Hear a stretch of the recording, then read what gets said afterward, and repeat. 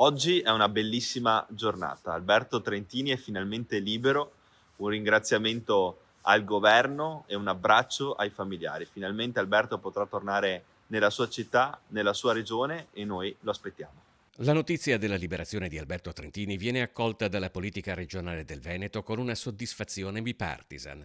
Il calvario di questo giovane del Lido di Venezia, incarcerato senza accuse formali per oltre un anno a Caracas, è stato seguito passo passo a Palazzo Ferrofini. Per 423 giorni abbiamo dovuto vedere il nostro Alberto Trentini incarcerato ingiustamente senza nessuna motivazione. Quello che è accaduto con la presa di Maduro, il crollo di questa presidenza, la sua deportazione negli Stati Uniti con le accuse che noi abbiamo sentito dire rispetto a quello che ha fatto rispetto al narcotraffico piuttosto che altro, ha sicuramente agevolato e accelerato la liberazione di Trentini. Alessio Amorosin di Liga Veneta Repubblica però ha presentato in regione una risoluzione proprio sulle conseguenze delle violazioni del diritto internazionale commesse dagli Stati Uniti in Venezuela. La gioia di questa liberazione non ci deve far perdere così una meditazione, una considerazione sul fatto che Trump ha posto in essere un atto gravemente destabilizzante, pericoloso. La Cina potrebbe adesso trovarsi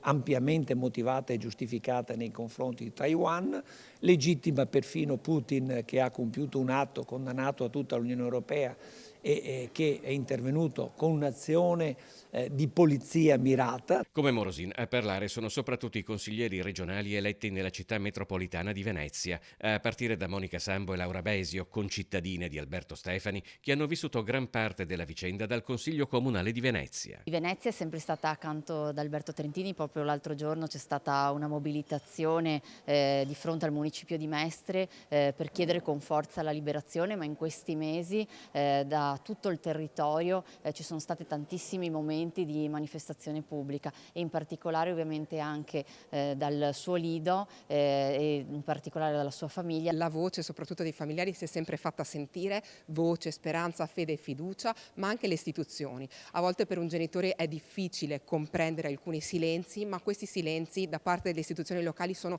fondamentali per costruire dei solidi rapporti ed avere dei risultati come questo. Una volta esauriti i festeggiamenti per il rientro di Alberto, già si prospetta però una riflessione più ampia sui rischi che corrono i nostri corregionali partecipando ad iniziative pur meritorie in contesti internazionali poco sicuri. Non è il primo caso che non si capisce quello che avviene dall'altra parte del mondo. Abbiamo visto da così a peggio come il caso Regeni ad esempio.